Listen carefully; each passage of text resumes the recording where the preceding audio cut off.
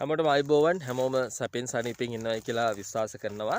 ඉතින් මේ අද තම්බ්ලේන් එකේ දාලා තියෙන මාතෘකාවත් එක්ක සමහර කට්ටියට ගොඩක් ලොකු ප්‍රශ්නයක් තියෙන ඇති මේ එහෙම වෙන්නේ කොහොමද සාමාන්‍යයෙන් ලංකාවට වඩා යුරෝපෙ දියුණු වෙන්නේ ලංකාව කොහොමද දියුණු වෙන්නේ යුරෝපයට වඩා කියලා. මෙහෙමයි ආර්ථික වශයෙන් ගත්තොත් එහෙම යුරෝපේ රටවල් හොඳ තැනක ඉන්නවා. ඒක අපි දන්නවා. හැබැයි සමහර පැති වලින් ඇත්තටම කිව්වොත් එහෙම ලංකාව මම දැන් රැඳී ඉන්න රුමේනියාවට වඩා හොඳ තැනක ඉන්නවයි කියලා කියන්න පුළුවන්. ඉතින් මම වැඩි වෙලා ගන්න උතේ ශේෂ්ඨ මොනවද කියලා කියන්නම්. පළවෙනි එක තමයි අධ්‍යාපනය. අධ්‍යාපනය කියනකොට මෙහෙමයි.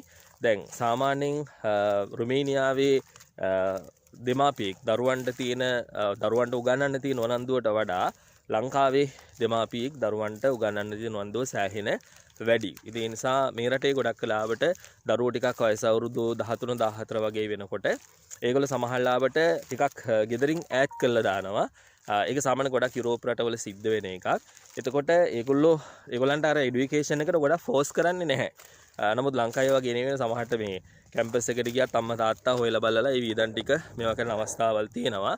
නමුත් මේගොල්ලෝ ගොඩක් කලාවට වයස අවුරුදු 16 වගේ වෙනකොට සාමාන්‍ය මොනවා හරි හම්බ කරන ක්‍රම ඉගෙන ගන්නවා නැත්නම් හම්බ කරන්න පටන් ගන්නවා. ඉතින් ඒක නිසා මේ සාමාන්‍යයෙන් ලංකාවේ අධ්‍යාපනයට දක්වන උනන්දුවට වඩා මේ රුමේනියාවේ අධ්‍යාපන දක්වන උනන්දුව සෑහෙන අඩුයි. සමහරකට හේතුව මේ රුමේනියාවේ ස්කිල් ජොබ් සෑහෙන තියෙනවා. රුමේනියාවේ තමන්ට ගොඩක් හොඳ ස්කිල් එකක් තියෙනවා නම් එතකොට ඒකට ජොබ් ඇත්තටම මෙහි ඕන තරම් තියෙනවා. හොඳ වැටකුත් ලබා ගන්න පුළුවන්. ඉතින් ඒක එහෙම නිසා වෙන්න ඇති. ඊළඟට දෙවෙනි එක තමයි මේක විශ්වාස කරන එකක් නෑ. ලංකාවේ වෛද්‍ය ශාස්ත්‍රය රුමේනියාවේ වෛද්‍ය ශාස්ත්‍රයට වඩා ඉතාමත් ඉහළ මට්ටමක තියෙනවා. මේ සාමාන්‍යයෙන් අත්‍තරම කිව්වොත් එහෙම ඔයගලන්ව බෙහෙතක් ගන්න ගියාම සෑහෙන වෙලාවක් පොලිමෙන් ඉන්න සිද්ධ වෙනවා. ඒ වගේම හැබැයි ඉතින් චෙක් කරනකොට හැමදේම චෙක් කරලා තමයි ඒගොල්ලෝ රිපෝට් එකක් දෙන්නේ. අපිට වගේ සාමාන්‍යයෙන් අපිට නම් ලංකාවේ නම් ගෙදරින් එළියට බැස්ස ගමන් ෆාමසියක් ඊළඟට මොකක් හරි බෙහෙත් ගන්න ස්ථානයක් අඩු ගානේ වෛද්‍ය මධ්‍යස්ථානයක් හරි තියෙනවානේ. මෙහි ඉතින් ඒ වගේ දේවල් ටිකක් අඩුයි. නගර බද වුණත් ඒවා සාමාන්‍යයෙන් පොඩ්ඩක් යන්න ඕනේ ඒ වගේ තැන් වලට යනවනම්. හැබැයි හදිස්සි අවස්ථාවකදී ඇම්බියුලන්ස් එකක් කෝල් කළොත් එහෙම ඒගොල්ලෝ ඇත්තටම වෙලාවට එනවා. ලංකාවගේ නෙවෙයි. ලංකාවෙත් ගොඩක් වෙලාවට එන අවස්ථාවල් තියෙනවා. සමහරවිට එහෙම වෙන්නේ නැති වෙලාවලුත් තියෙනවානේ. මම ඒකයි කිව්වේ නැත්නම් මේ ලංකාවට අපහාසයක් නෙවෙයි. එතකොට එහෙම ගියොත් සාමාන්‍යයෙන් මේගොල්ලන්ගේ සැලකීම චුට්ටක් වැඩි. ඔයගොල්ලෝ නෝමල් ගිහිලා බෙහෙත් ගන්නවට වඩා. ඒ නිසා මේ ඇත්තටම කිව්වොත් එහෙම පහසුකම් තියෙන හොස්පිටල් පහසුකම් තිබ්බට අපේ ලංකාවේ කට්ටියගේ තියෙන ඒ වෛද්‍ය ශාස්ත්‍රයේ තියෙන උනන්දුව ඒ මනුස්සකම ඒ තියෙන මේ ප්‍රවණතාවය මේ රුමේනියාවේ සාමාන්‍ය හොස්පිටල් වල අඩුයි. ඒ කියන්නේ වෛද්‍ය ශ්‍රේෂ්ඨ අතින් ගත්තොත් රුමේනියාවට වඩා ලංකාව ඉතාමත් හොඳ තැනක ඉන්නවා.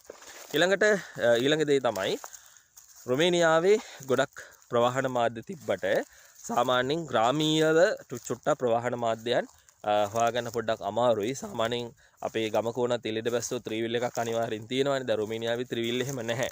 තියෙන්නේ ගොඩක් වෙලාවට කැබ් එකක් බස් එකක් එහෙම නැත්නම් මෙට්‍රෝ එකේ තමයි ගොඩක් වෙලාවට අපි ගමන් කරන්නේ. ඉතින් ඒ වගේ වෙලාවට වෙන ටයිමින් තියෙනවා.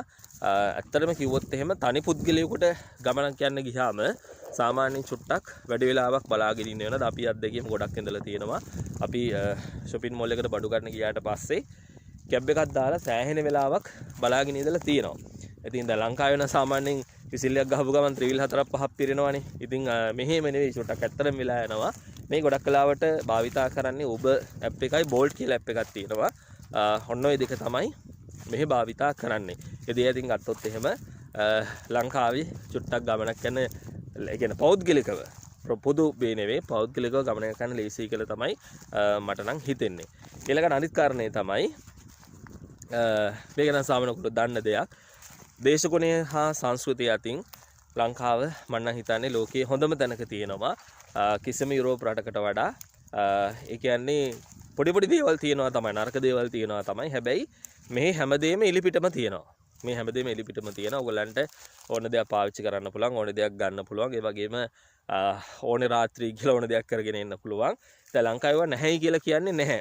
හැබැයි දැන් ලංකාවේ සාමාන්‍යයෙන් ප්‍රොමෝට් කරන්නේ නැහැනේ. ඉතින් මේ වගේ තැන්වල සාමාන්‍යයෙන් එවුවා ගොඩක් තියෙනවා. ඉතින් අර හැදෙන කෙනාට හැදෙන්න තියෙනවා වගේම විනාශ වෙන කෙනාටත් විනාශ වෙන්න ඕන තරම් තැන් තියෙනවා. ඒ වගේම මේගොල්ලෝ අර ගොඩක් භෞතිකව දේවල් ලබා ගන්න ගොඩක් උත්සාහ කරනවා. ඉතින් මේ සාමාන්‍යයෙන් අපි වගේ අර ගොඩාක් ආගමික බැඳීමක් එහෙම නැහැ.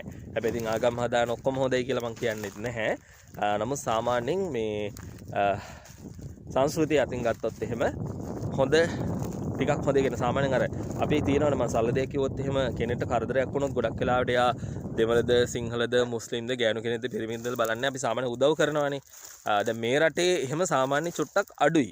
හරිද? නෑ කියලා කියන්න බෑ. ප්‍රවණතාවයේ සාමාන්‍ය චුට්ටක් අඩුයි. මේ මොකද ඒවට පහසුකම් තියෙන හින්දා වෙන්න පුළුවන්. ඉතින් ඒ නිසා හැම දෙයක්වත් තියෙනවා. ඊළඟ අවසානම දේ තමයි මෙන්න මේක හොඳට මතක තියාගන්න. මම නම් හිතන්නේ ලෝකේ හොඳම දේශගුණයක් තියෙන රට තමයි මම හිතන්නේ ශ්‍රී ලංකාව. මොකද මෙහි වින්ටර් එකට විඳින දුක, සමර් එකට විඳින දුක ඔයගලන්ට හිතා ගන්න බෑ. මම පොඩි දෙයක් කිව්වොත් එimhe සාමාන්‍යයෙන් මේ වින්ටර් එකේදී අපි දැන් ගෙදර ඉන්නකොට හීටර්ස් පාවිච්චි කරන්න ඕනේ අනිවාර්යයෙන්ම. එතකොට කරන්ට් එක ගියොත් විශේෂයෙන්ම අපි දුමු දවස් දෙකක් විතර කරන්ට් එක ගියයි කියලා. එමෙ යනවා. එමෙ නැහැ කියලා කියන්න බෑ. ලංකාව වගේ මේ රටෙත් කරන්ට් එක යනවා. හැබැයි මේගොල්ලෝ මේ හැකියක්මනින් කරන්ට් එක ලබා දෙන කටයුතු කරනවා. විශේෂයෙන්ම වින්ටර් එකේ. එතකොට දවස් දෙකක් විතර කරන්ට් එක නැති වුණොත් ඔයගොල්ලෝ විශ්වාස කරන්න ඒ ගෙදර හීටර්ස් වැඩ කරන්නේ නැතුව ගිහිල්ලා ඒ ගෙදර වයසක කෙනෙක් හිටියොත් එහෙම මරණයටපත් වෙන පවා පුළුවන්. ඉතින් මෙහෙ වගේ දේවල් සාමාන්‍යයෙන් සිද්ධ වෙනවා. සමහර ගෙවලලේ පහසුකම නැති වුනහම සමහර ඇපාර්ට්මන්ට් එහෙම තියෙනවා ඔය සේවකයෝ දාලා ඉන්න තැන්. එහෙම වෙන අවස්ථාවල් තියෙනවා. ඉතින් ඒක මේක සාමාන්‍ය දෙයක්. කලාතුරකින් තමයි හැබැයි සිද්ධ වෙන්නේ. ඉතින් ඒ අතින් ගත්තොත් එහෙම ලංකාවේ මේ හොන්ලාවක ටී-ෂර්ට් එකක් නැතුණත් එළියට බහැලා වැඩ කටයුතු කරන්න පුළුවන්. කාත් එක්ක හරි කතා කරන්න පුළුවන්. ඒ දේවල් ඒ පහසුකම් ටික තියෙනවා. ඉතින් දැන් වින්ටර් එක ඉවර ගියගෙන යනකොටත් මම මේ චුට්ටක් සීතල නොදැනෙන ඇඳුමක් ඇඳගෙන ඉන්නේ. මේ සීතල පොඩ්ඩක් අපිට දරා ගන්න අමාරු නිසා.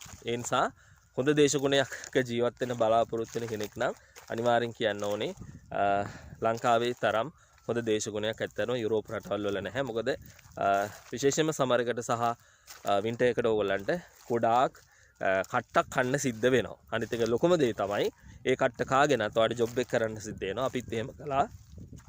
හිම පාගගෙන අපිට වැඩට යන්න සිද්ධ වෙනවා. ඒ වගේම ගොඩාක් දුක් විඳිනවා බයික් රයිඩර්ස් කරන කට්ටිය. ඉතින් ඒගොල්ලෝ සමහර වෙලාවට බයිසිකලෙන් වැටෙනවා. මොකද හිම ඊටාම ලේසියෙන් ලිස්සන. ඔයගලන්ට ආවට පස්සේ තේරෙයි ආවොත් කවදා දවසක තේරෙයි මම මේ කියන එක. ඒ වගේ ගොඩාක් අනතුරු සිද්ධ වෙලා තියෙනවා. ඉතින් ඕක තමයි තත්ත්වය.